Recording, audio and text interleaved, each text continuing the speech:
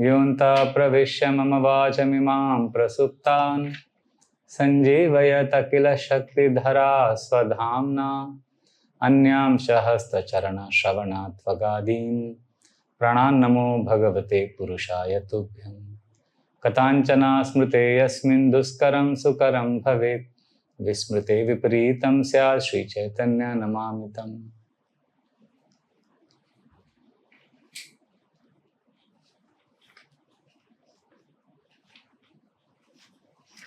Hare Krishna. Welcome to our monthly glad classes in the Bhagavad Gita. We are on the 4th chapter, and before we continue today, I want to ask how many of you are coming for the first time for our glad classes? Anybody first timers? So 1, 2, 3, 4, 5, 6. Okay, thank you. And the others are aware of the first 3 chapters and the 4th chapter, the synopsis. So what we'll do, also it will help us also. We'll just briefly summarize the first 4 chapters in 5 minutes. And then we will continue from where we left off. Although I want to assure you that even if you miss the Bhagavad Gita, a few chapters, there is no loss because it's like a cycle. You know, you'll keep coming back to the same points over a period of time. So Bhagavad Gita has how many chapters? 18 chapters. And how many verses? 700 verses. Right? So Bhagavad Gita first chapter begins with what? What is the context of the Bhagavad Gita? Arjuna's dilemma. For what? For to fight or not to fight. To do or not to do. So the first chapter can be remembered with an acronym, DOUBT, D-O-U-B-T. So the first D stands for Dhritarashtra, Duryodhana and diplomacy. The first 10 verses speak about Dhritarashtra's concern, Duryodhana's diplomacy. Then the O stands for ominous results, means the next few verses speak about how victory of Pandavas is assured. That's some of the signs in nature that reveal. And then U stands for uncertainty. Arjuna is uncertain whether he should fight the war. And then there are a series of verses where he explains his bewilderment, which is bewildered about his duty. And the last is T, which is a turning point, where he finally shocks everyone on the battlefield by dropping his Gandiva bow and sitting on the chariot, refusing to fight. And he gives different reasons for not fighting the war. He says, if I fight and if I kill, I'll incur sin. And if I kill my friends, relatives, then whom will I show all my victory to? And so many people will be killed, and when people are killed,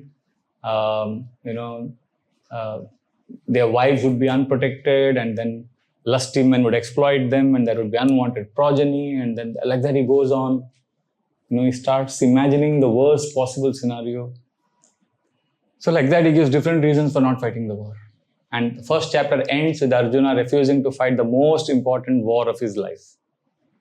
And the second chapter begins with Krishna's instructions, and that continues till the 18th chapter. The second chapter can also be remembered with an acronym like the first chapter. The acronym is Gita, G-I-T-A. The first few verses talk about G, which is a guru. Krishna refuses to instruct Arjuna. He keeps talking to Arjuna like he scolds him, and he doesn't give him any jnana, knowledge of the Gita. Only when Arjuna accepts him as a guru and says, Shishyasteham sadimam tvam prapannam. Krishna, I'm tired of these friendly discussions. I surrender. Please guide me. Then Krishna takes on the mantle of a spiritual teacher, and then he starts explaining to him. That is G. And the first knowledge Krishna gives is I, G-I-T-A. The I stands for identity. Krishna explains to Arjuna how we are not the body, we are the soul. Just like a car doesn't run on its own.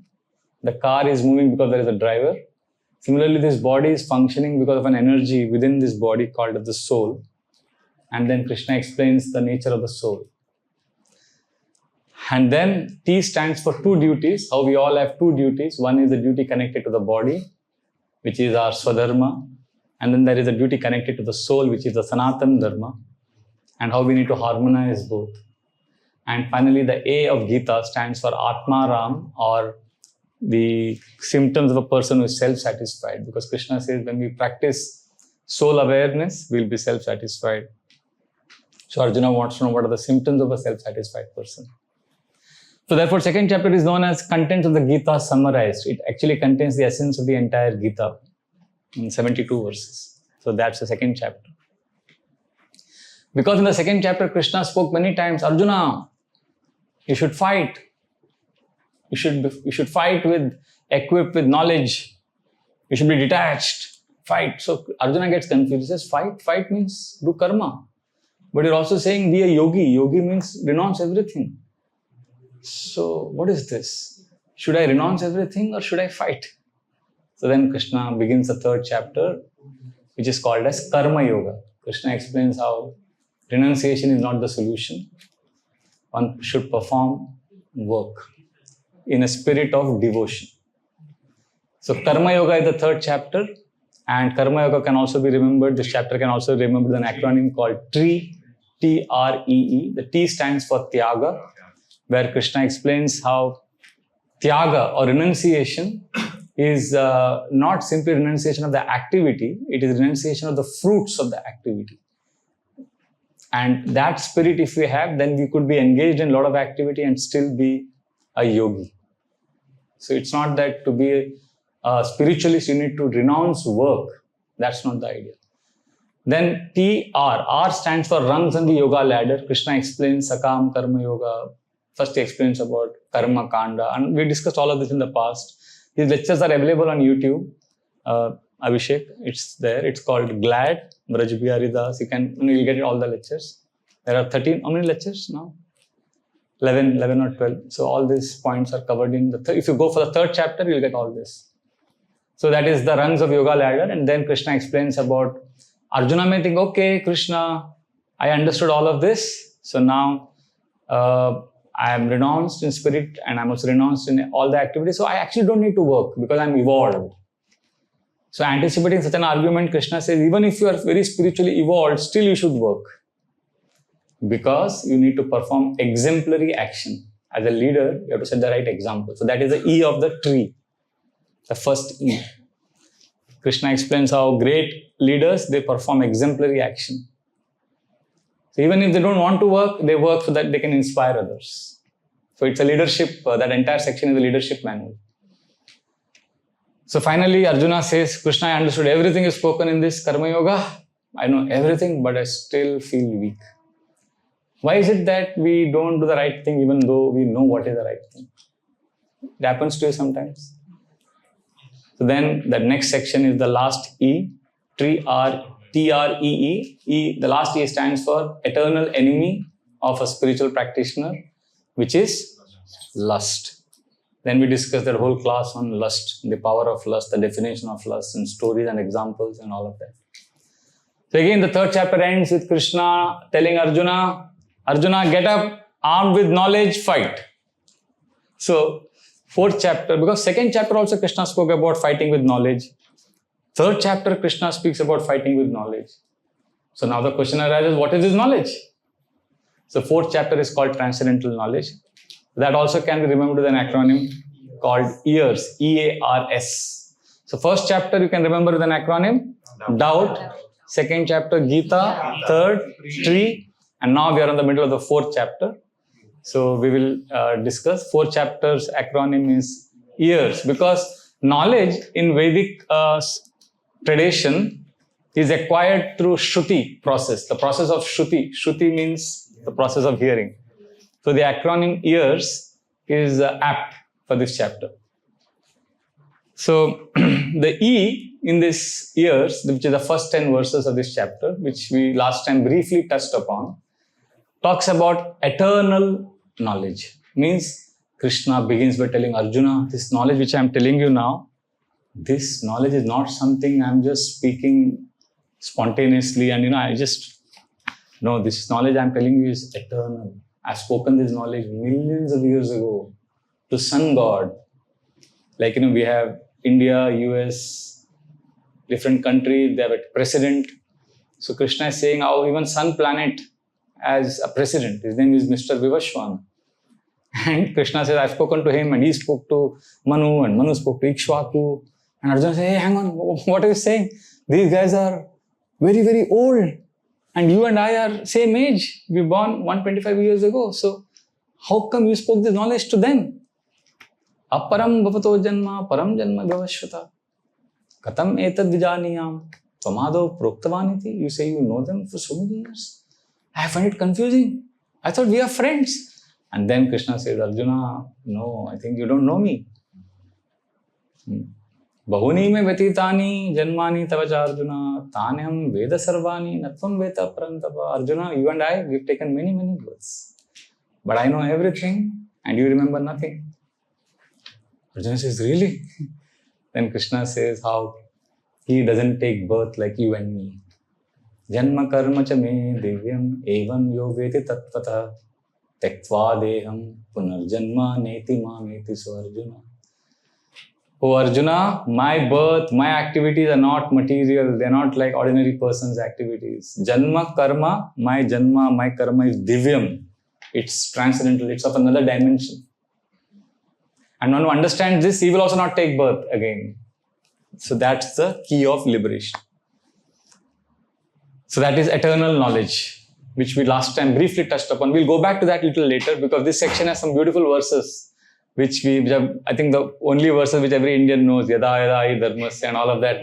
That is in the first 10 verses of the Gita.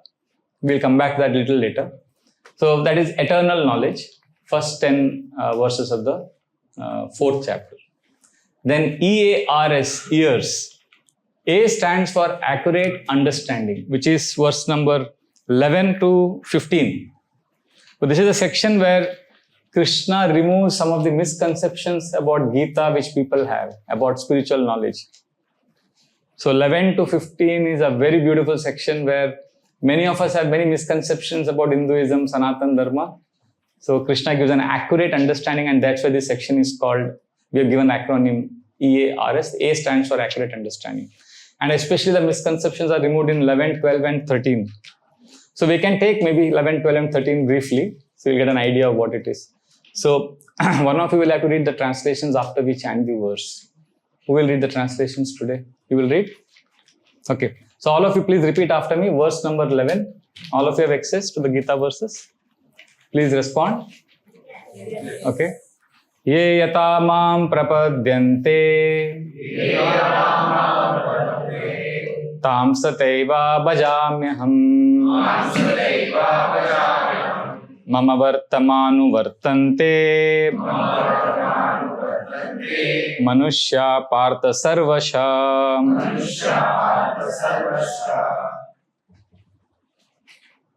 Translation. As all surrender unto me, I remind them. I reward. Sorry. As all. So, as all surrender unto me, I reward them accordingly. Everyone follows my path in all aspects. In all respects. O son of Pratha. Yes. Yeah, son of Pratha or Partha, same. So here, in this verse, Krishna is saying, Ye yatamam prapadyante, which means the way we approach Krishna, Krishna reciprocates. If we approach him as an impersonal, in his impersonal feature, we understand God to be formless. But if we approach him as a person with a beautiful form, then he reciprocates with us and we can experience a reciprocation with him. So it's not that God is only formless. You can't straight back it, you can't just declare that God has no form. God has both formless aspect and form aspect. We discussed this in one of the earlier classes. How the Sanatan Dharma speciality is it is all encompassing. It explains God in all variegatedness. Brahman, Paramatma and Bhagavan. God can be seen as formless. God can also be experienced as the energy within. And God can also be seen as a person and have reciprocation with him. And we follow Bhakti Yoga where we have a personal relationship with God. So this is very important. Sometimes we say everything is same. Everything is not same. The way the Lord reciprocates is different. See, if you take a flight from Mumbai to Delhi, No, I think a flight from Delhi was going to San Francisco. It landed up in Moscow. And then of course they went back to San Francisco. But if you're taking a flight from Mumbai to Delhi, you will go to Delhi. You won't go to Thiruvananthapuram. You can't say all flights go to Delhi. No. आप दिल्ली जाओगे तो दिल्ली का flight लोगे तो दिल्ली जाओगे. But yeah, it's true that maybe after Delhi that same flight will go to maybe Guwahati and eventually it may go to Thiruvananthapuram. But the point is we have limited time, we have a short life, and we need to perfect our life. If that is our mood, then we have to know that the Lord reciprocates according to our attempt. We can't just have a lackluster attitude saying that सब कुछ ठीक है, जैसा लगे वैसा करो, ऐसा नहीं होता. So as we approach the Lord reciprocates. So this is very, very important. This is one of the most famous verses for removing misconception, because people generally think, Hindus have this misconception that it's okay to not work hard for spiritual life. Let me work hard for earning money. But spiritual life is all about feel good. It should be feel good process. नहीं, spirituality भी 3 type का होता है. एक होता है feel good path, एक होता है effort based path, and the third is the experience. To get that experience, we have to go through the efforts. If you want a deeper experience, then you have to go through discipline and commitment. This feel good is like, it's at a very superficial level. It's needed as an entry point.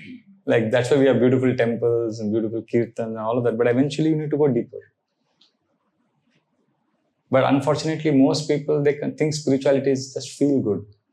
I have one very close friend of mine who interacts with the top Bollywood business and sports personalities, and he tells me that they just can't go deep. They just feel happy. For them, spirituality is all about feel good. So you can't give them a process. They're not ready for it. So he explains how he gets exasperated trying to encourage them in wherever they are, but they just can't go beyond a certain point. So Krishna is very emphatic. I reward according to the way you come to me. See, Krishna later on in the 10th chapter he'll say, I'm the smartest. He says, of all cheats, I'm gambling. He says, you can't cheat with me. You can't be not sincere and then expect to reap spiritual rewards. The way we approach, he rewards. That's the funda. If we are sincere and if we are sincerely aspiring with all our limitations, we'll make tremendous advancement. And if we are duplicitous, we'll live a life of self-deception. Krishna can cover our intelligence in such a way that we'll be lost. As a classic story, Tirupati Balaji, you've been? I was there last week I was in Tirupati, and I was going there after, I think, 2.5 decades. I was amazed by the faith of the people. We went to that, what is that place? Kalyana Katta. 600 barbers, 24/7, shaving. Free of cost, because they make a lot of money through that wigs that they make from the hair that people offer. 24 hours. Can you imagine? Like I saw a young girl, maybe she was early 20s. My heart just broke seeing a beautiful young girl giving all her hair in 2 minutes. Gone. What shraddha hoga? And there is the laddu counters. 25 counters and constantly full line. And it's all it's amazing, Tirupati Balaji. Why I'm saying this? Eyatamam prapadyante. So there was this famous story of, when I was in college, this has become very famous news in Mumbai. One man at Tirupati Balaji offered his service of counting the Lakshmi, the money that the people put in the hundi. He offered that service. So they have a big hall where all these coins and rupees are kept, and they offer. So as he was counting, he suddenly chanced upon a priceless diamond. I mean, instinctively you know that this is something extraordinary. This is not an ordinary ring. And the devil within him said, take it. This will change your life. This is Balaji giving you. Le lo. So, nahi, haan, nahi. And there are a lot of cameras everywhere. You can't just take money like that. But this guy, somehow, he very stealthily, dexterously, somehow slipped it through. Somehow he managed to come out of that hall without getting caught. And then he came down, the Tirupati ke aage, Andhra, I think that place Madurai or somewhere, where a lot of jewelry, famous jewelers are there. He went everywhere in South India, and everyone who saw that ring, they said, we can't, it's too expensive. हमसे नहीं होगा, आप कहीं और जाओ. So he knew that he's got a priceless gift. And he searched all over, everywhere he went, he couldn't get the worth. Finally, he was advised to go to Mumbai. And he came to Mumbai, and he came to Charni Road, our Vaman Haripet. Charni, what is it? Vaman Haripet. Haripet. Tribhuvandas में नहीं गया, वो Vaman Haripet में गया. Because that fellow's daughter was my teacher, so she told me this story. So this man went there, and he offered, and he showed this to the owner, and he said, yeah, I can give you this worth. Actually, in Mumbai also, he went many places. Finally, he came to Vaman Haripet, and there this man said, yeah, I think I can. He was like, why don't you sit down? Usko betaya, usko thumbs up pilaya, thoda bitaya. And then suddenly this man sees police sirens, and police have entered, and they caught him, arrested him. Kyun pakada mujhe? And that owner of the shop came and said, this is the ring I put in the hundi there. At Tirupati Balaji. How did you get it? So he tried to cheat Krishna, but Krishna is the best. You can't just fool him. So you will find many places in the Gita also Krishna says this. That if you are sincere, in the 10th chapter, many places he says, Tesham evanu kampartam aham ajnana jamtam. If you are sincere, I will light the knowledge in your heart, and the answers will be revealed to you. See, many times we have this misconception that I have to figure out the answers to all the problems in life. I have to understand. Many times, let me understand. But Krishna says, relax. Some things you try to understand, but sometimes some things, the understanding comes to you. So Krishna says, I'm there, relax. So that is Yatamam Prapadyante theme, 11th. And the 12th verse also removes another misconception which people have about the Devtas. India is filled with 33 crore demigods. So our Gaur Gopal Prabhu once gave a calculation that if you spend, I think, 5 seconds offering one agarbatti to each Devta, that it takes how many thousands of years to worship all the Devtas. He has a whole mathematical calculation which only he can do so nicely.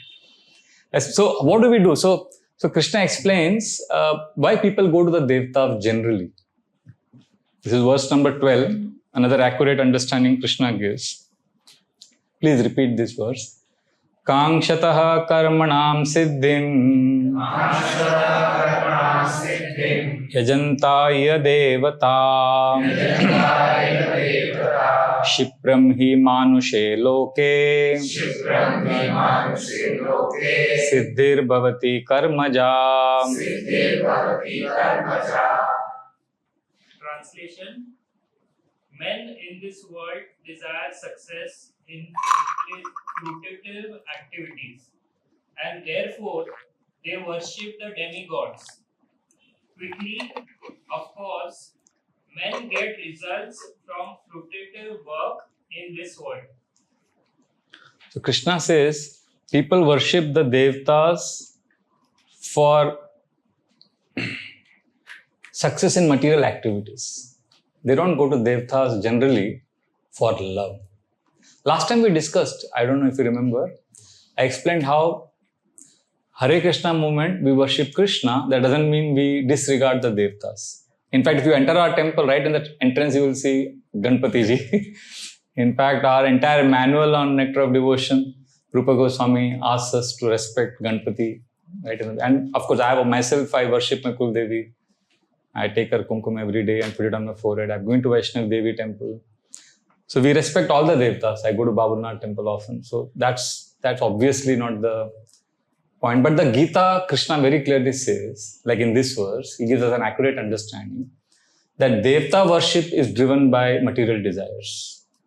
Whereas Krishna says, if you come to me you will eventually come to me for love, not for anything else. So that's the whole. It's like, if you go to Krishna and ask for some things, like you have a job interview, for example, Krishna may or may not give you the job. So it's like this. A child takes 10 rupees and goes to the shopkeeper and says, cigarette दे दो. The shopkeeper दे देगा क्योंकि 10 रुपए मिला उसको. The same child goes to his older sister or dad or mom. वो cigarette दे दो. क्या मिलेगा उसको? So parent doesn't give the child what the child asks for. So Devtas there are many karma kanda rituals mentioned in the different Puranas and scriptures. So there are certain processes. There are certain energies in the universe which you manipulate or you plead or you beseech. We do certain pujas and certain homas and shanti homas and all of that. Fine. So you get what you desire. But when you come to Krishna, the whole equation changes. It's a relationship of a parent and a child, because Krishna repeatedly says, when you come to me, the whole game changes. You are coming to me inadvertently with a desire to get out of the cycle of birth and death. So I will give you what is best for you in your journey. So when you approach the Devtas, you may get what you deserve or desire. But when you come to Krishna, you get what you need to go back to Krishna. So for that's the accurate understanding Krishna provides in the 4th chapter about the Devtas. But don't be in a hurry to know more. 7th chapter and 9th chapter will explain in great detail the psychology of the people who go to the Devtas and how the Devtas give the benefits, what actually happens, the dynamics, the relationships. All that we'll explore in the 7th and the 9th chapter. So that's one of the second misunderstanding that Krishna removes. The third accurate understanding that Krishna gives in this section is about the caste system, which is one of the most controversial things in the Sanatana Dharma. Brahman, Shudra, Vaishya. So that is 13, 11, 12 and 13. 13th verse is about that. So this is another very important verse. Chatur Varanyam. Varna is Brahmana, Kshatriya, Vaishya, Shudra. Chatur Varanyam Maya Srishtam. Krishna says, I created this system. But he says it's not based on birth. He doesn't say Janma Karma Vibhagasha. The division is not based on Janma और कर्म के आधार पर ये विभाजन नहीं किया गया है. He says Guna Karma Vibhagasha. It's based on your qualities and nature. So you may say, but still, why is there a discrimination? Why is somebody Brahmana, Kshatriya, Vaishya, Shudra? This is not discrimination. This is simply a harmonious segregation of responsibilities in the society. Because every society has teacher class. I mean, you cannot deny that. There are some people who are teachers by nature. We need them. There are some who are administrators. They are Kshatriyas. Teachers are the Brahmanas. And we need mercantile class of men. We need farmers, traders, businessmen. That is Vaishyas, capitalists. And we also need laborers. That is the Shudra. Now, unfortunately, the word Shudra, it evokes certain emotions and it becomes political and all of that. But originally, that was not the intention. Because, of course, just because the system was abused, that doesn't mean you throw the baby with the bathtub. It's okay. We need to work on it. We need to rectify. So every society has this teacher class, administrators, laborers, and business class. In fact, the scriptures explain in great detail that it's not that, the laborers, the Shudras are exploited. In fact, I was reading the Upanishads recently, and Srila Prabhupada also explains that how in the Vedic tradition, before any auspicious ceremony, the Shudras would be honored first and fed first. Even Modi, I think 2014, I don't know about 2024 elections, 2014 and 2019, he would honor all those, I don't know what they're called, the Bhangi class, the toilet cleaners and the garbage cleaners, all of them, he would make them sit and worship. Even during Kumbh Mela, he did that. Of course, you may say he did it for political mileage, all that, that's a different topic. But there is a culture of respecting and honoring the laborers, because they do all the dirty job, they do a lot of the tough job. So that culture was there. Somehow it got abused. And the Brahmanas, they decided that we are superior by virtue of our birth. No. Srila Prabhupada would often say, just because you are born to a doctor parent, doesn't mean you are entitled to be a doctor. He would say you have to be qualified to be a doctor. So just because your parents have Brahminical qualities and they are Brahmanas, okay, they are born in a Brahmana family and they have also developed those qualities. But that doesn't mean the son automatically becomes a Brahmana just because he is wearing a 1 rupee thread dangling on his torso. That doesn't mean he is a Brahmana. He has to become qualified. And later on in the Gita, you will see the qualities described for Brahmana, Kshatriya, Vaishya, Shudra. Brahmana should have tolerance and taste for studying scriptures and cleanliness, and all those things are given.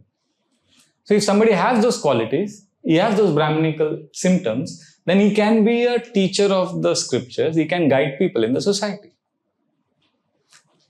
Everywhere you see, you have this, everywhere you see in society, you have people with these qualities. I still remember very distinctly when I was in the 5th standard. In our class, I remember my father would tell us at home about all the Gita and he would teach us a little bit. And I remember one day he told me about this Brahmana, Kshatriya, Vaishya, Shudra, the concept. And the next day in the school, I saw this in practice. I just observed it, what my father taught me at home, because I saw there was one boy in our class who was very intelligent. And the teacher would make him teach all the dull students. Because he was smarter, and he would spend time with some of the weaker students and would explain to them. Oh, he was a little Brahminical. And there was one boy who was the monitor of the class. He would ensure that everybody is in a line, everybody's nails are trimmed. He was like disciplinarian. And we would say, then I understood, my dad was right. Oh, he's Brahmana, he's Kshatriya. He has the qualities of a Kshatriya. And there was one boy in our class, he would sometimes say, मेरे पास ना एक special pen है, 4 रुपए का है सिर्फ, 4. He had some special pencils, Like one of my very close friends is a devotee. He is a Gujarati, Dalal, surname is Dalal. So he was saying that he went to London with his family. So his daughter, she was 11. So when he came back, he says, Prabhu, my daughter, we bought some fancy things, some pens, pencils from London. And she sold them. And she made a profit out of them. Not that she needs money. उसको कुजली है वो नहीं, she can't do without it. वो उसकी बेटी है ना, business उसके खून में है वो. She wants to figure out how to do it. So in the school also we've seen children are, sometimes they try to take a margin out of this, make profit. तो एक वैश्य mentality है कुछ लोगों में. It's natural for them to do business. And there was one boy in our class, as soon as the teacher would come, he would go running, he would take the duster, clean the blackboard, he will get water for the teacher. It was natural inclination to serve. So that doesn't mean it's derogatory, Shudra. No. एक service का एक class of people, they just like to serve. In fact, in modern times, a person can have all the 4 qualities. So we're not like straight jacketing someone as Brahman, Kshatriya, Vaishya, Shudra, but essentially a society functions when there are people managing different areas. It is not discriminatory per se. Just like the body, for example, see, this society is like a body. Social body is like a human body. That is a brain, which keeps us going. Sense of discrimination, viveka, right, wrong, morality, ethics. And we have the arms, which protects us. And Vaishyas are compared to the stomach. And Shudras are compared to the feet. Just like the body needs all the 4. पेट खराब होता है कभी-कभी, पैर खराब होता है, accident होता है, हाथ में भी फ्रैक्चर हो सकता है. But if you go to the office, if you miss your work for 3 days and then the boss says, क्या हो गया, नहीं आया, आप बोलेंगे मेरा एक्सीडेंट हुआ, पैर टूट गया था थोड़ा, तो कोई बात नहीं, या हाथ फ्रैक्चर हो गया, या मेरा लूज मोशन था, पेट खराब हो गया, नहीं आया, तो कोई बोलेगा नहीं कुछ, ठीक है, ठीक. But if you say I didn't come for work because मेरा दिमाग खराब हो गया था, बोलेगा what? Immediately everybody becomes alarmed. अरे क्या हो गया दिमाग को? तो ये जो है ना, we all know that this is the most important. See, that doesn't mean there is discrimination. ये ठीक रहा तो बाकी 3 भी ठीक रहेगा. So similarly, Srila Prabhupada would say Brahmanas are most important. That doesn't mean they're most important because they're born Brahmanas, because of the function. Because they provide the intellectual capital to the society. They provide direction. They live by strong character. They're driven by strong character, tapasya. They're supposed to perform certain austerities and discipline. एक जीवन एक आदर्श जीवन जीना चाहिए. There's a voluntary life of abstinence. They actually refrain from certain. They don't necessarily eat starvishly, but they live denying certain pleasures for themselves. Not because they're suffering, but they do it as a sacrifice. Like I've known so many brahmanas like that. Growing up in a small town, I knew one person who had 8 brothers to take care of.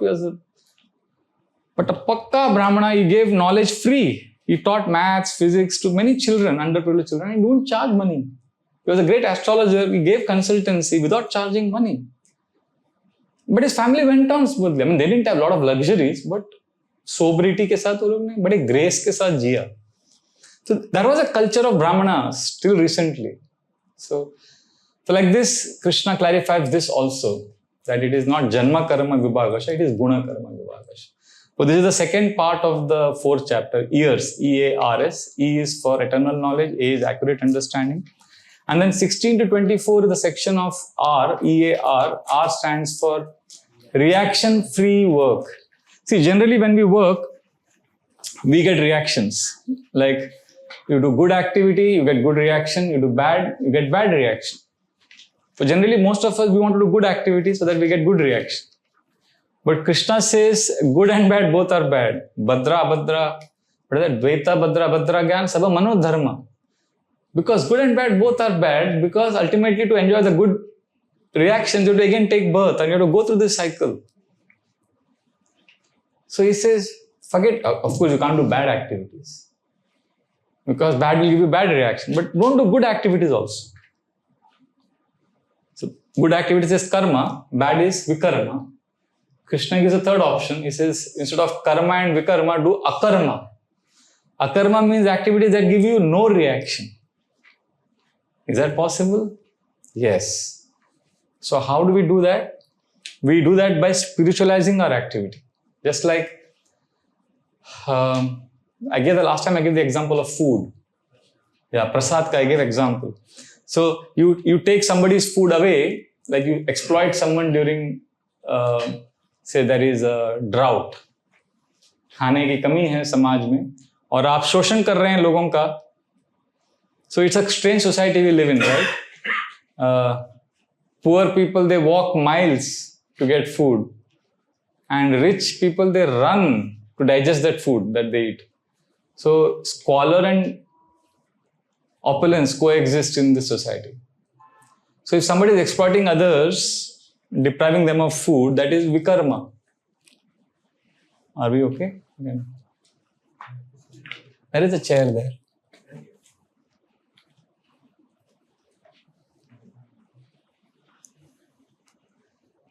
So vikarma is exploiting someone and depriving someone of food. That is vikarma. Karma is somebody giving charity, food, ऐसा बांटो, लोगों को खाना दो, भंडारा लगता है. All that is good activity. So you get heavenly denizens, all that. You get a lot of benefits, punya. That is karma. Karma and vikarma. Krishna gives us a third option, akarma, which is give food. But थोड़ा tweak करो उसको. Offer it to Krishna, make it prasad. And when you give prasad, it's like sanctified food. So one who eats it, he gets a spiritual benefit. That means his journey to get out of the cycle of birth and death begins. And because you have engaged in a spiritual activity, so you don't get good reaction, you get a spiritual reaction, which means you don't have to take birth again. So you are doing good, definitely good activity, but you're spiritualizing it. So that's why ISKCON today has a world record. Every 4 seconds, one person is being fed food by ISKCON's Food for Life. So we began the class at 4 seconds, one plate of food means in 1 minute, how many? 15. So we started the class 45 minutes ago. So 45 into 4. कितना हो गया? 45 into 180. 675. Wow. 15 into 45. 675 people, hungry people have been fed food since we began the class. But this is different. These 675 people have not got just food. They've got food that was offered to Krishna. That is prasad. One who honors it, his consciousness also gets affected and his person's spiritual journey begins. Even people like Steve Jobs, he gives credit to ISKCON for giving him prasad when he was a hungry young college boy. So somewhere his spiritual journey had begun through that prasad. So Srila Prabhupada will give a simple example. He says, a child is lost. He left his billionaire father and is living like a beggar, like a pauper in the streets, and is lost. And his father is waiting for him. Oh child, come back, come back. And the child is rebellious. And then after suffering, having gone far away from home, he now hankers to be reunited with his father. So a kind man comes along and gives him some food, seeing this child is helpless. So has this man done a good activity or a bad activity? Somebody has given him food. He's done a good activity. Somebody has come and given him clothes. Oh, he sees this child has no clothes. So they're all good activities. If somebody comes and steals that cloth from that child, that's a bad activity. Karma and vikarma. But a Hare Krishna devotee is like someone who goes to that child and says, child, I'll give you food. I'll also give you cloth. I'll take care of you, but hold my hand. Come with me. I will take you to your father. So while taking the child to the father, this man also gives him food, gives him clothes, takes care of him. So you see, he is doing the same thing what the first and the second man did. But there is a difference. He is taking the child to the parent. So in Hare Krishna also we do good activities. We run orphanages, we take care of children, we do all those things. We give food. But there is a difference. The whole idea is we want to connect the living entity to the Supreme Lord and end the cycle of samsara. Therefore, this becomes reaction-free work, which is the third topic of the fourth chapter. EAR. And the last section is S, which stands for sacrifice. Because anything you want to get in life, you have to make some sacrifice. And for material knowledge, what you need is competence. You have to be competent to get material skills. For developing spiritual knowledge, which is this chapter all about transcendental knowledge, it is not competence which is the defining criteria, it is character. And to develop strong character, one needs to make sacrifices. And the biggest sacrifice is the sacrifice of the false ego, Nitya Ahankar. And that sacrifice of the ego happens when we are willing to take shelter of a bona fide guru. And what a coincidence, today is Guru Purnima and we are in the fourth chapter, and this section, this 4.34 is one of the most foundational verses of the Gita, where Krishna speaks on the importance of the shelter of a bona fide guru. So it's a beautiful coincidence. So we can chant that verse 4.34. Please repeat after me. 34. All of you have access to 4.34? Please repeat. Tadvidhi pranipatena pariprashnena sevaya upadekshanti te jnanam jnaninas tattvadarshina. Translation: just try to learn the truth by approaching a spiritual master. Inquire from him submissively and render service unto him. The self-realized souls can impart knowledge unto you because they have seen the truth. Yes. It's a beautiful verse. Tadvidhi pranipatena. Humility, pranipat. But that doesn't mean blind following. Humility, pariprashnena seva. There has to be the mood of pariprashna, questioning, but in the mood of service. The questioning is not in the mood of challenge. Prashna, because asking questions, especially having doubts. Doubts, remember the first chapter of the Gita, the acronym is doubt. It is not without a reason. Doubt is the beginning of spiritual life. Because we've been told from childhood to have a certain kind of goals in life. We've been taught to have certain kind of aspirations. A point comes in your life when you seriously begin questioning them. If you're a spiritual seeker, you will doubt. What am I doing? You will doubt whether this is really success. At some point of time in my life, I began to doubt whether success is equal to happiness, or is fame equal to success? These kind of questions started coming in. Nowadays, people think fame is equal to success. You ask someone, who do you think is successful? Immediately they mention famous people. They'll say Virat Kohli. I say, what about Virat Kohli's father? Is his life successful? Socho. Hanuman ji is successful. What about Jambavan? Jambavan ne Hanuman ko Hanuman banaya. Somebody is great. Sachin Tendulkar, successful. What about Ramakant Achrekar?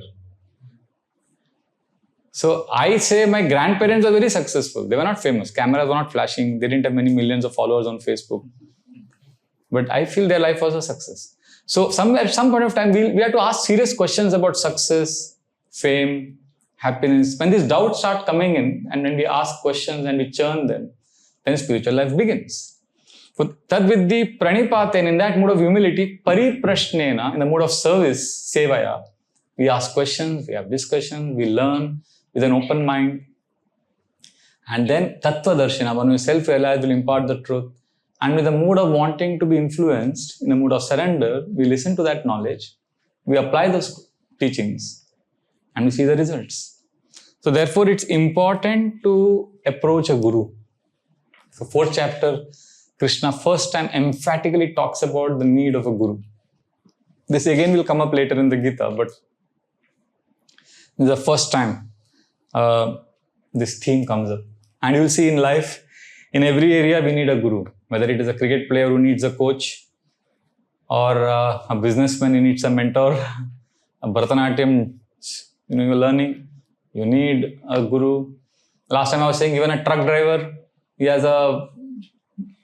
he grows up massaging his Sethji, getting chai for him, serving menially for 4 years, and then one day he's told, "ठीक है, अभी तुम steering wheel को हाथ लगा सकते हो." I was in the kitchen for some years when I joined the ashram. Just cut sabzis, clean the pots, and I was wanting to know, tadka dalta kaise? He would never share the secret. Took him years to reveal. He wants to see humility. Anyway, this is material knowledge, but in spiritual area, it's a little different in the sense, the attitude, the mood, and Krishna sees that and he reveals to us. And also, Guru is a very amazing personality, especially if he's bona fide, in the sense he's following a certain tradition and he has an exemplary character.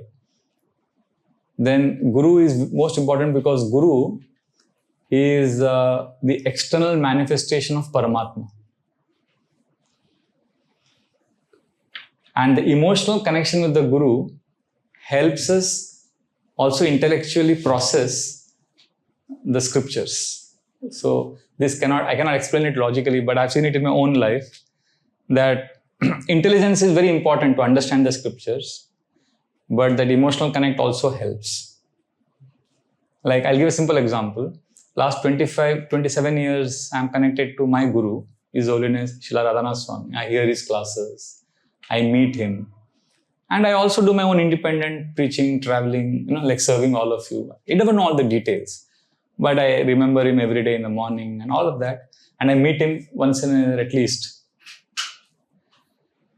And I've seen how emotional connection with the Guru helps, along with the knowledge that I'm hearing. So it's a combination of intellectual knowledge that we receive and also that heartfelt connection with the Guru based on service mood and humility.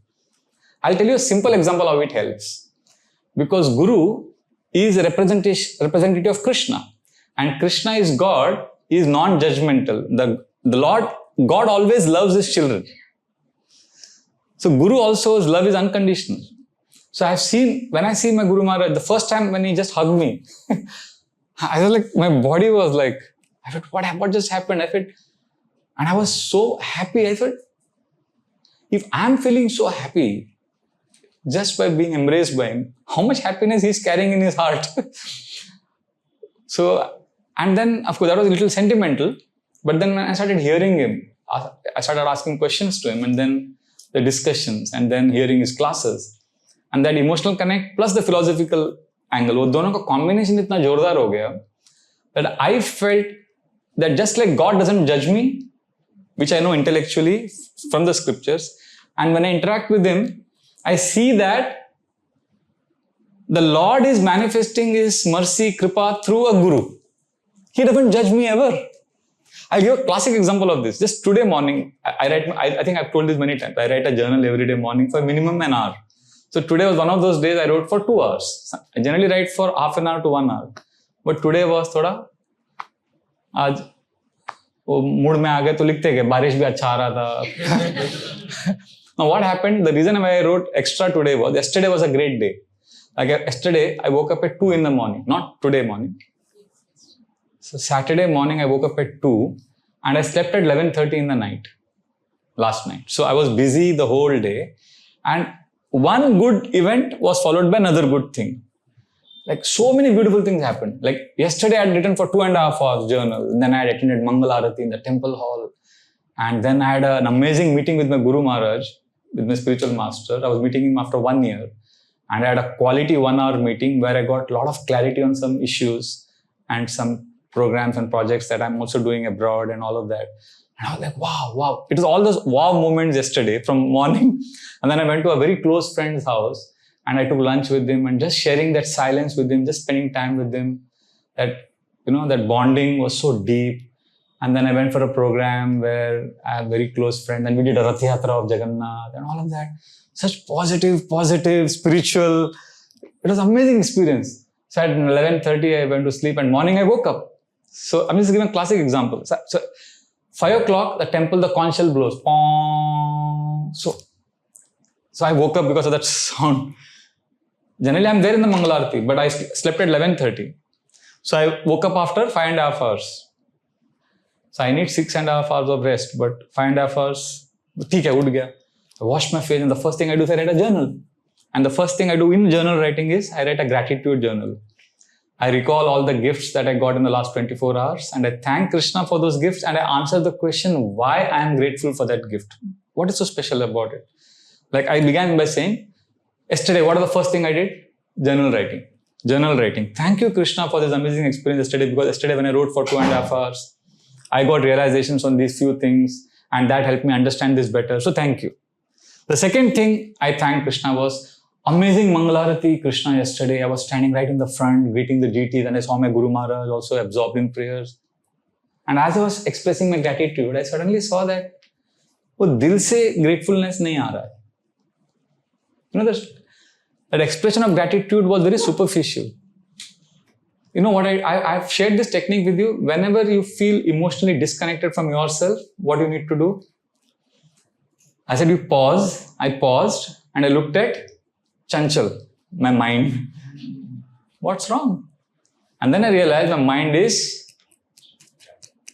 ranting, going on and on and on. And what's the problem with my mind? Why is my mind not happy? I had this amazing experience of yesterday.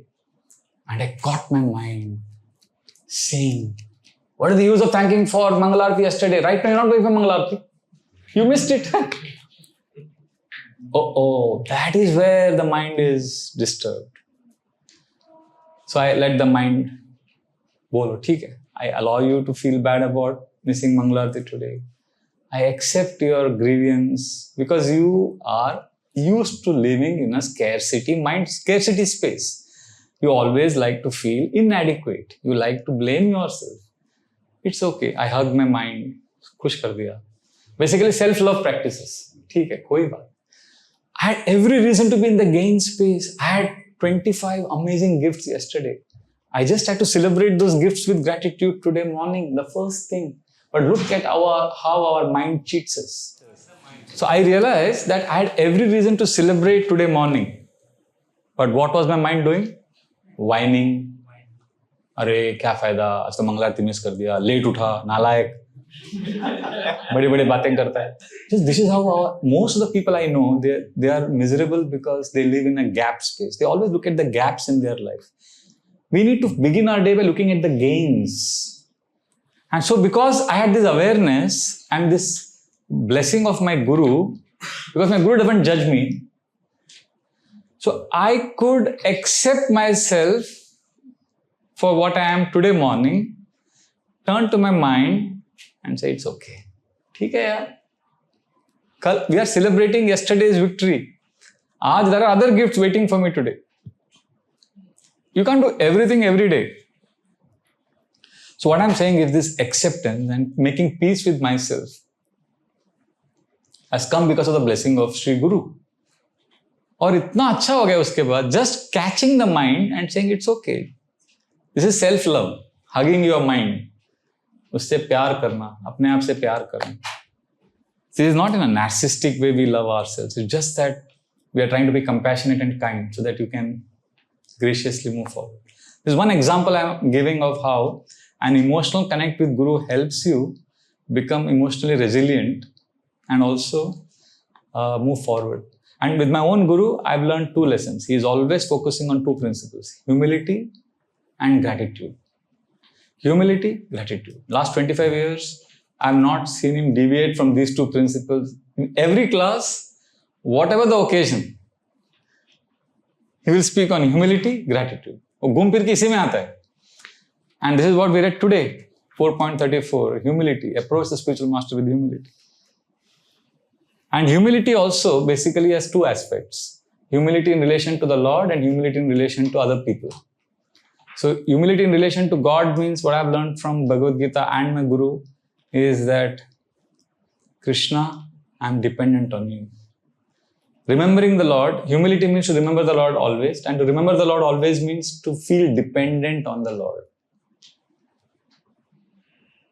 And humility with respect to other people means to always consider others are better than me, especially other spiritual practitioners. So what my Guru Maharaj says in many classes that this is a very safe way to advance spiritually. Everyone is more advanced than me.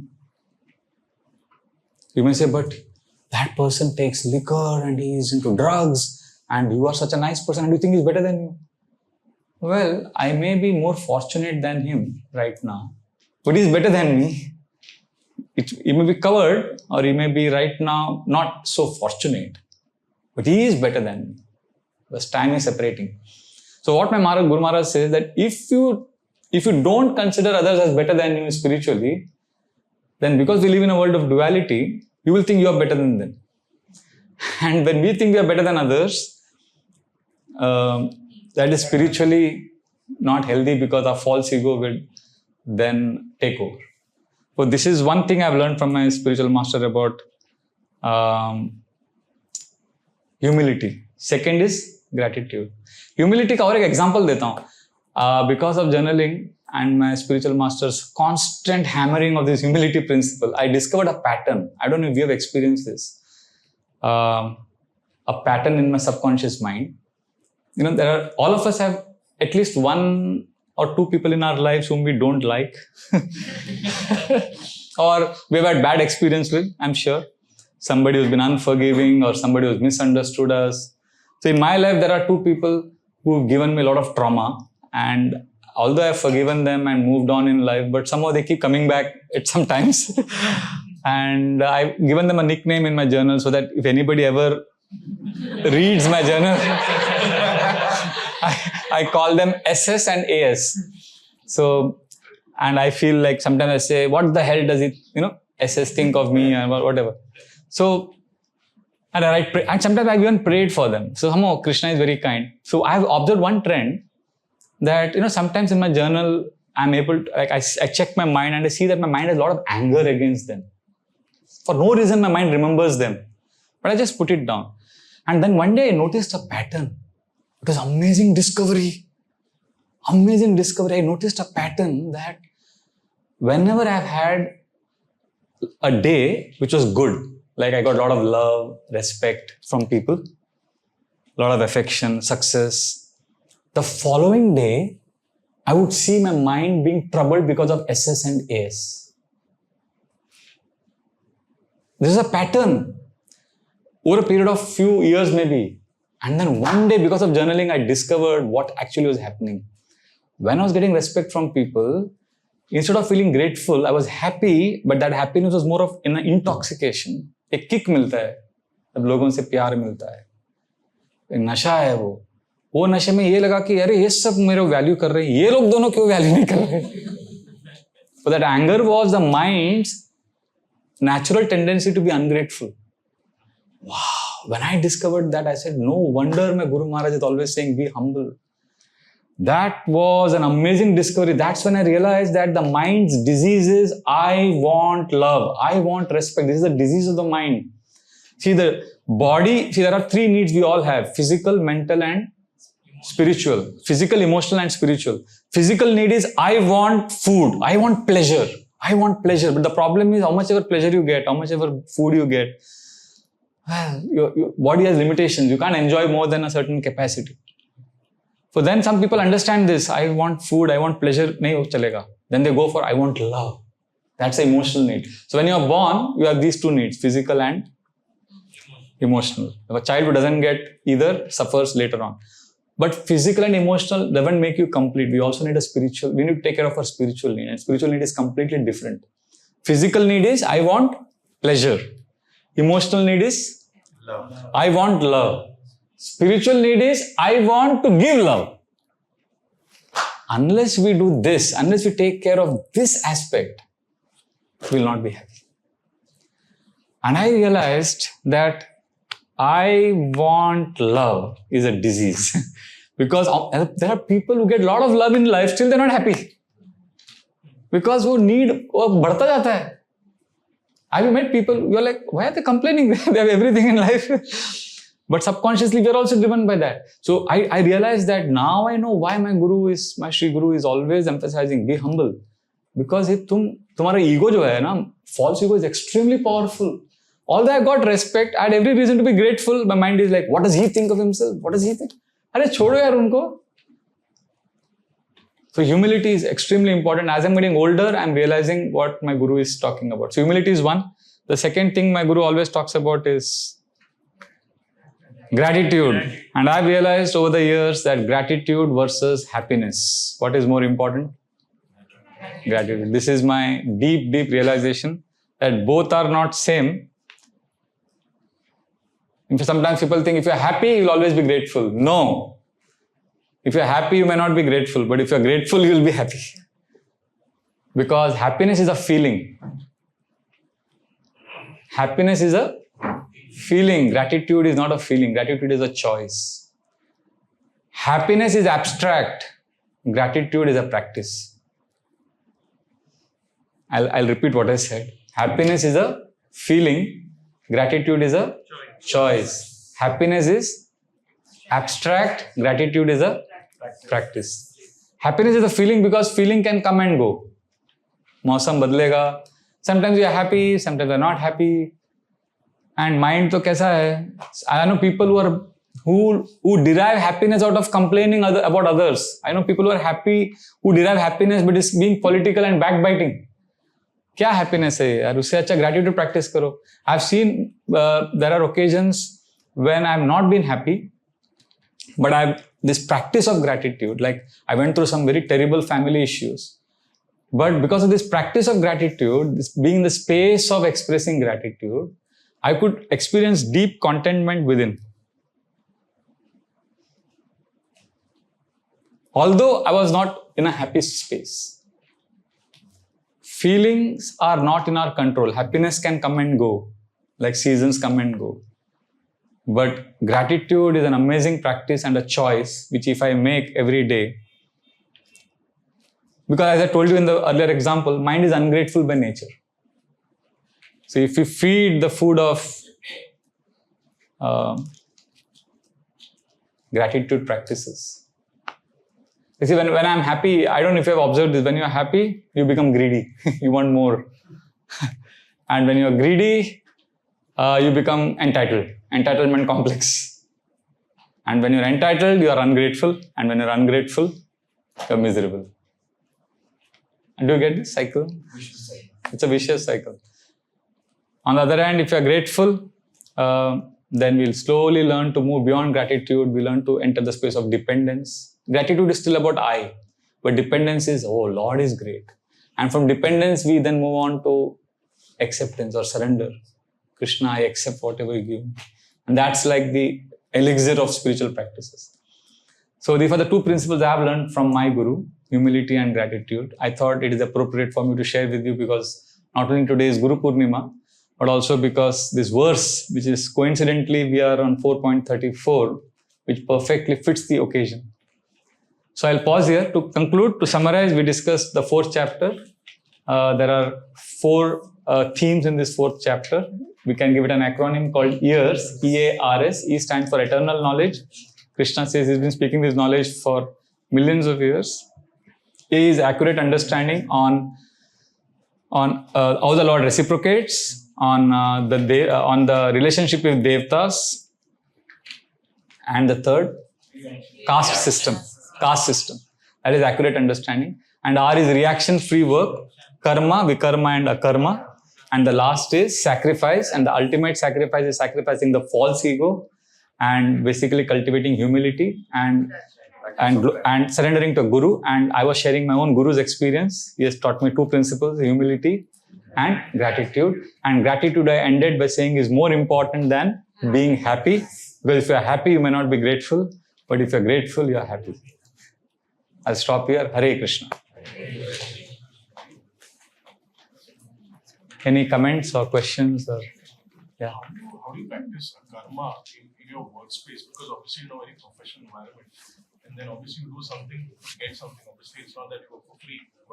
But again, somewhere in a space where you're doing something to kind of achieve something much greater, or maybe in terms of even financial promotion. Yeah. So you are saying how to be ambitious materially and also perform a karma. See, the essence of Bhakti Yoga.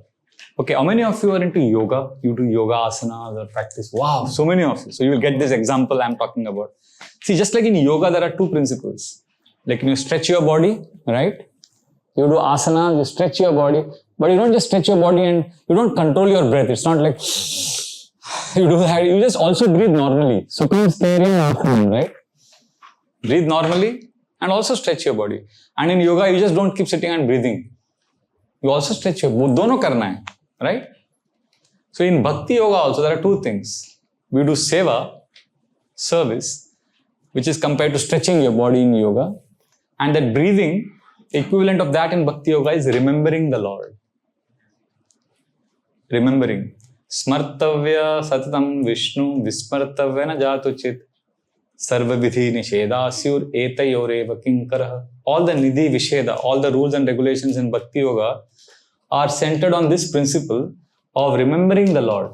So when I was working, which was in 1997, my boss, Atankar, I remember, on his table, he had his Doberman, uska jo dog ka laminated photo rakhta tha. And I was like, what is this? So he said, I lost him. I was very attached to him. And when I see him, I feel loved. I feel a sense of connection. I was very inspired by him. I said, if he can keep his dog's photo and feel connected, the next day I brought my Radha Gopinath's photo, my worshipable deity's photo, and I kept it on my table. And every few hours, I would take a break, offer a sincere prayer, connect with the Lord, realign to my purpose and my vision, and continue working. So in your situation, you perform a karma when you come back to the Lord. Coming back to awareness, coming back to Krishna is the way you perform a karma. Because that's when you offer. That's when you offer your work to the Lord. My dear Lord, I'm doing this so that I can connect with you, so that I can serve you, so that I can bring people to you, so that I can earn money, and with that money I can come closer to you.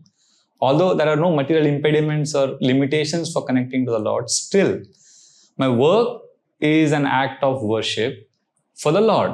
So that conscious investment of emotions or intention is akarma.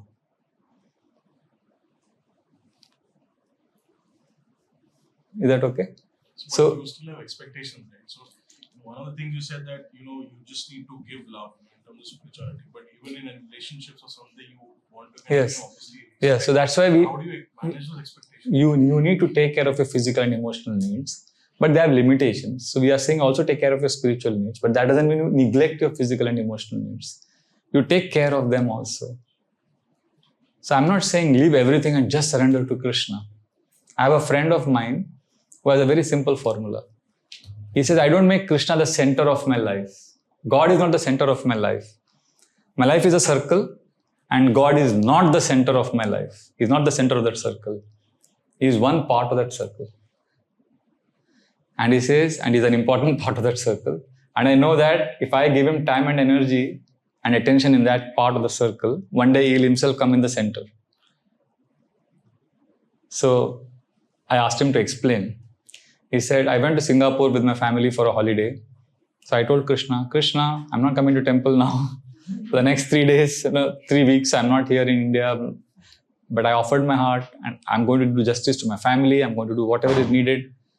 So he gave that attention to Krishna. And the next 3 weeks, he was on a holiday with his family. And when he's in Mumbai, every day morning he tells his wife that I'm now going to temple.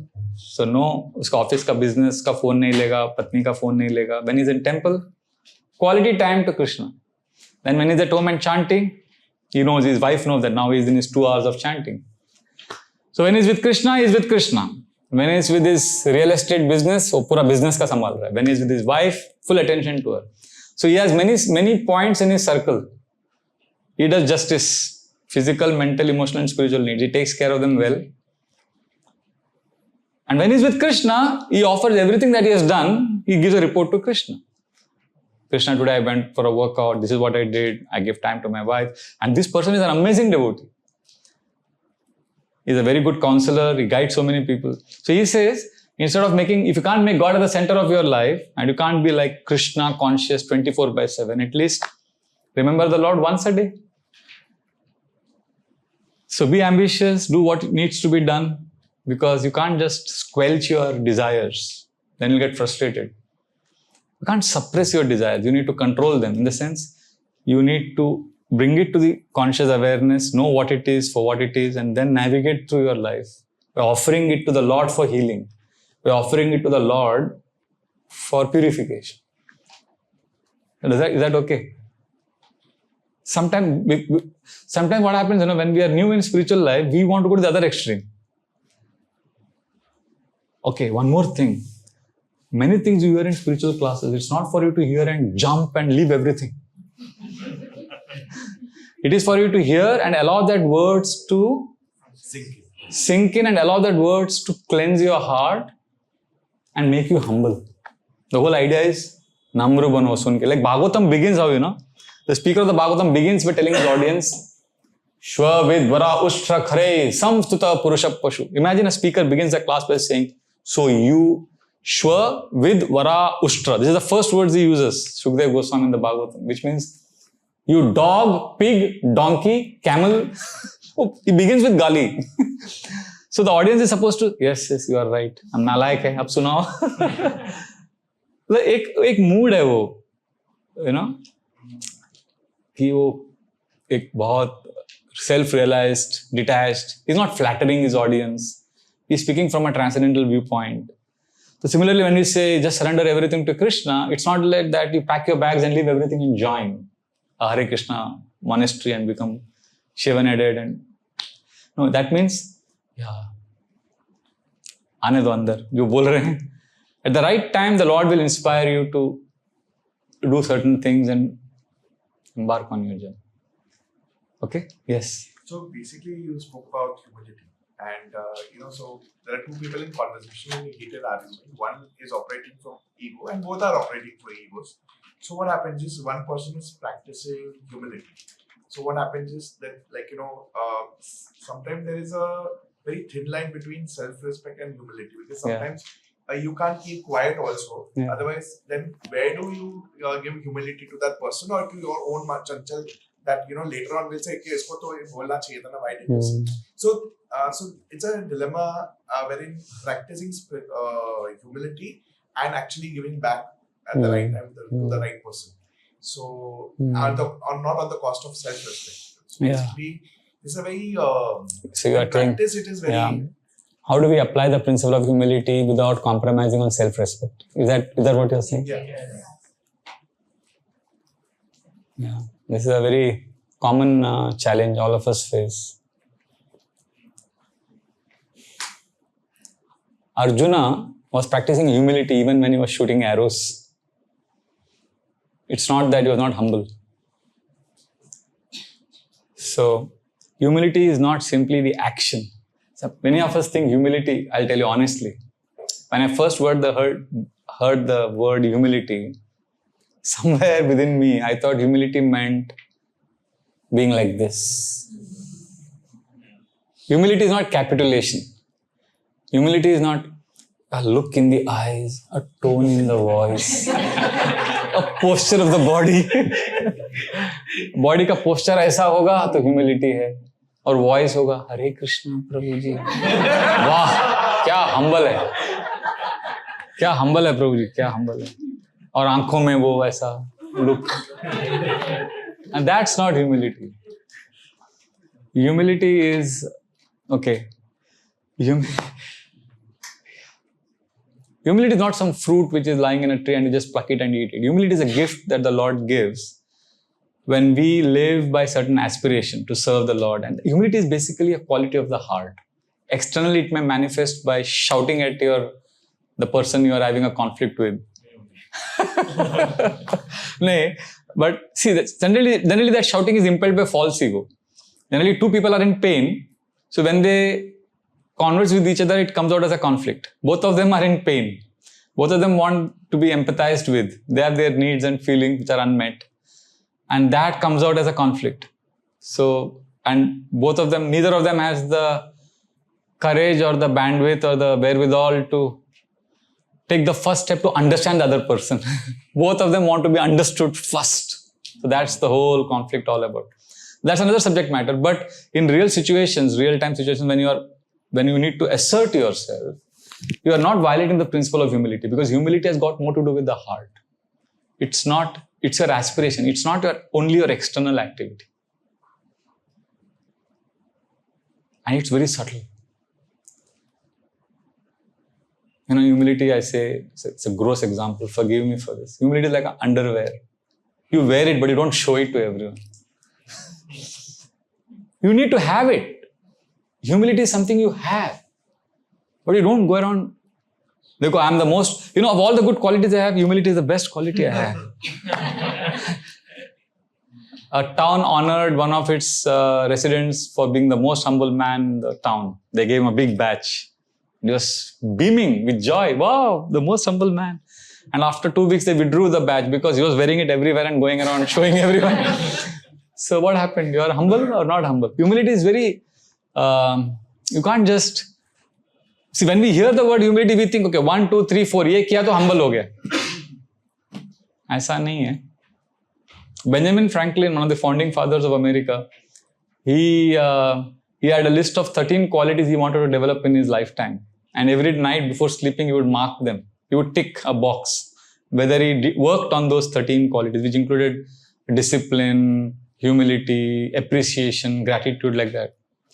So he did this for 65 or 70 years. Every day. Every day he was marking whether he's cultivating these 13 qualities. When he was dying, his friend asked him, you worked on these 13 qualities whole life. Did you achieve them? He said, I achieved all except humility. He said, really? Why? You couldn't? He said, no, because when I thought I did achieve humility, I became proud and I realized I'm not humble. So it's very abstract, humility.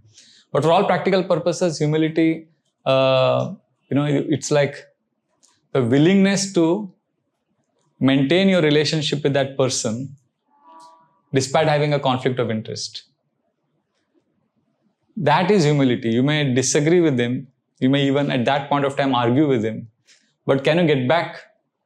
If you carry that grudge in your heart, then you're actually violating the principle of humility. Can you forgive those who offend you? See, we had one brahmachari in our temple. He was very humble. I was amazed. I was the temple commander for some time. the service in charge. I have to allocate services for. He was always like this. Hare Krishna, Prabhu. Hare Krishna. Dandavat Pranam, Prabhu. Hare Krishna. But he would not do any seva. So when I would give him service, he would, when I would give him service, Prabhuji, ye seva karenge? Hare Krishna. And very humbly he would say no. So I remember one day I was so frustrated with him. I thought, isko kuch to karana hi hai seva. So I told him, Prabhuji, दिन भर आप कुछ करते नहीं, कुछ सेवा नहीं करते, आप ऐसा करो 5 मिनट, केवल 5 मिनट का सेवा करो. अभी गुरु पूजा शुरू हो गया है, आप उधर खड़े हो जाओ और चरणामृत 5 मिनट देना है बस. 5 मिनट के उधर खड़े हो जाओ बस, और जो भी आएगा उसको आधा चम्मच चरणामृत देने का. जाओ. You smile. नहीं प्रभु, अरे इतना humble. So is he humble? And there's another brahmachari friend of mine, Gaur Gadadhar Prabhu. He always has a frown on his face. We call him the angry young man. And his hands are so strong. When as a young man growing up in a village in Belgaum district in Karnataka, he could manage 2 big buffaloes. He could just stop them. So much strength. And when I joined the ashram, I was always scared of him because he was 10 years senior to me. And we're not supposed to take service from seniors. We're supposed to serve our seniors. And when you would come walking, हाँ सब पढ़े लिखे लोग, शहर के लोग, आप लोग सब नखरा करते रहते हो, सेवा तो कर नहीं सकते. And I would think he's so snobbish. No, but that was his style. Very humble man, always doing seva. And the children love him. He gives mithai, sweets to all the kids. पर हम लोगों को थोड़ा taunt मारता था. So when I joined, one day I got a spasm and I was like in pain. He comes to me, क्या हो गया? But कुछ नहीं. Then he went to the medical cupboard we have where we keep all the medicines. He brought an ointment and he started massaging me. I felt, we're not supposed to take service from our seniors. He's 12 years senior to me. But Jabardasti, he massaged me for 45 minutes. 45 minutes. Is that love or not love? Is that humility or not humility? But externally, not mushy, oh Prabhu, I love you, you're so nice. ऐसा कुछ नहीं. उसका love language ही अलग है. है humility. सेवा कर रहा है. He's in the ashram for how many years now? 88 से है, 1988 से. How old is that? I mean, it's been for 36 years, and many of you are younger than 36 years of age. आप पैदा होने के पहले से आश्रम में हो. And he is doing सेवा, humility. आज तो एक वीडियो में भी उसका पूरा इंटरव्यू था, आज हमारे मंदिर का जो एनिवर्सरी सेलिब्रेशंस में. He is serving Tulsi Maharani. So I'm just saying, humility is not simply the bol vachan, it's not external. It's got more to do. Like when Arun Shourie criticized Modi a lot, and even there was one Pune writer, he's been blasting Modi for many years. So when Modi was in Pune in 2017, first thing he went and met these 2 guys. He went to there because they're very renowned authors. He paid his respects to them. Of course, again, these are all politicians, we'll always have different purports to this. But if it was in good spirit, then that's a classic act of humility, where you can appreciate even your detractors and you can also have respectful dealings with them. Ego में ले लेते हैं, unforgiving nature जो है ना, वो that can be ruthless. I have seen people externally very humble but very unforgiving. Humility is an amazing topic. वो जाता चलता रहेगा. ठीक है, जब assertive होना पड़ता है. हनुमान burnt लंका, जला दिया, तो humble है कि नहीं वो? He used anger. जहाँ पे जो जरूरत है वो, you require, you have to do. Gandhi was very humble, okay, but he went to such an extent that he wrote a letter to Winston Churchill, who was the PM of England, and telling him that you should allow Hitler to attack you and just let him see the pain of let him see your heart of surrender and let his heart melt and things like that. So Winston Churchill was aghast. He said, this fakir should die. When will this beggar? He got so angry with Gandhi.